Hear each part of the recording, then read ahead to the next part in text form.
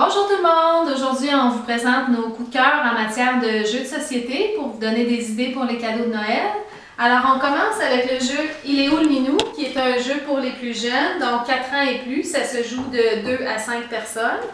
Donc, c'est un jeu où on a du beau matériel en bois et des petites cartes qui présentent une certaine disposition du matériel. Il y a deux façons de jouer au jeu. Soit on joue un peu comme un jeu de mémoire, alors on regarde la carte pendant un certain temps, ensuite on la cache et on doit reproduire la disposition qui était sur la carte. Ou alors on joue à deux personnes et il y a une personne qui regarde la carte et qui donne les instructions à l'autre personne pour qu'elle place le matériel. Donc ça permet de travailler le vocabulaire du repérage dans l'espace en disant par exemple place le chat sur le lit, l'oreiller sous le lit, des choses du genre. Alors ça permet vraiment de travailler ce vocabulaire-là et c'est plus difficile qu'on pourrait penser. Donc, un jeu avec du beau matériel qui est tout mignon, avec des chats et tout ça. Alors, c'est très attirant pour les enfants. Prochain jeu. Le jeu à la bouffe, qui est un jeu créé par le Scorpion Masqué, donc un jeu québécois. Pour les 5 ans et plus, ça se joue de 2 à 5 personnes. Alors, le principe du jeu, c'est qu'on a 3 cartes sur lesquelles on voit des gâteries qui sont reliées par des réglisses. Alors, on roule le dé pour trouver par quel endroit commencer. Alors ici, on commence par la tarte. Alors là, seulement en regardant avec nos yeux, on doit suivre la réglisse pour voir que la tarte se rend jusqu'au cupcake. Ensuite, on passe à l'autre carte. Donc, le cupcake se rend jusqu'au biscuit.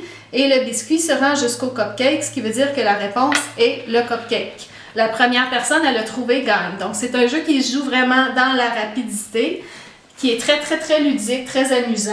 Par contre, on recommande de le faire jouer avec des enfants qui ont sensiblement le même âge parce que comme ça va avec la rapidité, c'est toujours les plus vieux qui gagnent en général. Mais si vous avez des enfants sensiblement du même âge, c'est un jeu qui peut être très drôle.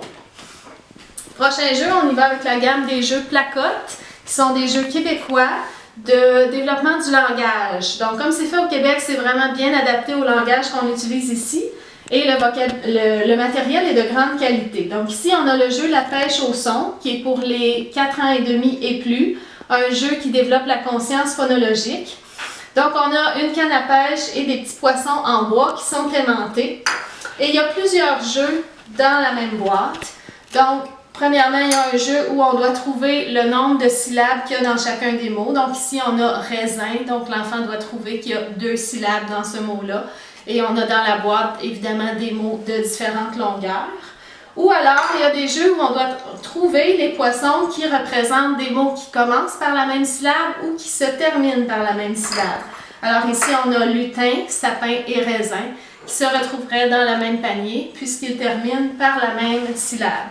Donc, c'est des jeux qui développent des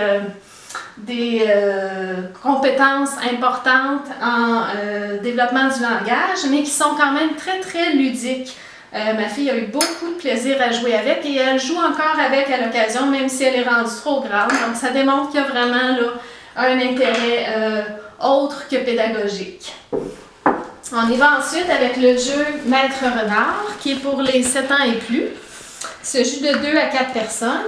Donc, c'est un jeu de reconnaissance tactile. Alors, on pige 3 cartes qui nous disent quels 3 personnages on doit trouver dans la boîte. Et ensuite, on se cache les yeux avec le masque. Donc, seulement en touchant, on doit arriver à trouver, dans ce cas-ci, un poisson, une vache et une poule. C'est souvent très difficile parce que seulement en touchant, c'est pas si simple que ça. Et au bout du compte, on gagne 1 point pour chaque personnage qu'on a bien identifié. Mais attention, si on a par exemple trouvé un cochon qu'on ne recherchait pas, bien on perd 1 point. Alors c'est un jeu très original qui est très amusant pour les enfants. On termine avec le jeu Les Aventuriers du Rail, mon premier voyage. Donc les Aventuriers du Rail, c'est toute une gamme de jeux qui est très populaire, qui s'est vendue à plus de 3 millions d'exemplaires. Et celui-ci, c'est la version pour enfants. Donc ils ont fait une version un peu plus facile pour les 6 ans et plus. Si vos enfants sont plus âgés, vous pouvez y aller avec la version originale.